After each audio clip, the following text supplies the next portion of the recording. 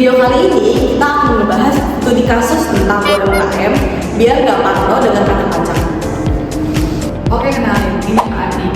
Beliau punya toko grosiran sembako yang udah jadi langganan di warung-warung sampai ke minimarket lokal. Terus juga usahanya udah berjalan bertahun-tahun dan rame banget. Nah, dalam 1 tahun, omset toko Pak Adi udah tembus di atas 500 juta. Artinya apa? Betul banget, Pak Andi udah termasuk kategori wajib pajak. Plot twistnya, Pak Andi sendiri tuh masih bingung cara ngitungnya, ribet lapornya, terus juga sempat mikir, waduh, ini prosesnya kayak gimana ya? Dari kasus Pak Andi, kita bisa melihat beberapa permasalahan utama yang sering muncul terhadap pelaku usaha bisnis. Pertama, kurangnya pemahaman terhadap aturan pajak. Pelaku usaha bisnis terlalu memfokuskan diri terhadap bisnis dan mengabaikan kewajiban pajak.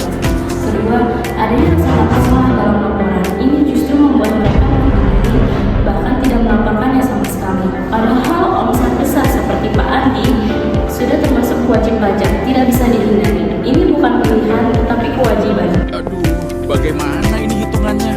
Pajak PPN-nya berapa ya? Kalau salah bisa gawat.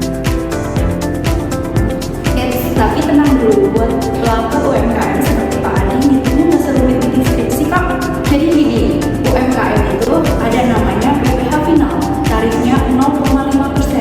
Itu pun kalau pendapatan kita di atas 500 juta per tahun. Aku simulasiin ya. Cara gampangnya itu 0,5% dikali 600 juta, itu hasilnya 3 juta. Jadi PPh final dalam setahun itu 3 juta.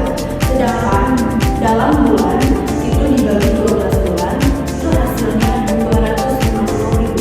Hah? Serius itu segitu? Kirain kalau puluhan juta. Pantesan Pak Andi hukum tinggi. Betul banget, ini yang bikin salah paham. Kita bukan tahu nominal tapi nggak tahu caranya. Padahal kalau tahu masih masuk akal banget kan?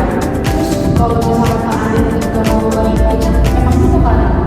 Ada konsekuensinya, bisa dikenakan denda, bahkan sanksi administratif. Dan itu justru akan merugikan usahanya.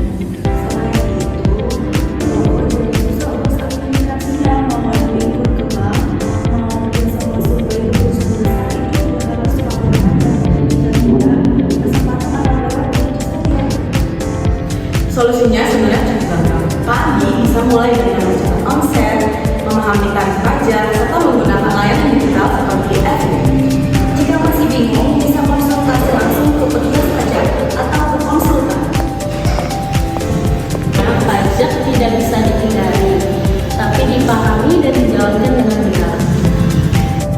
Jadi, sekarang udah kebayang kan kalau ngurus pajak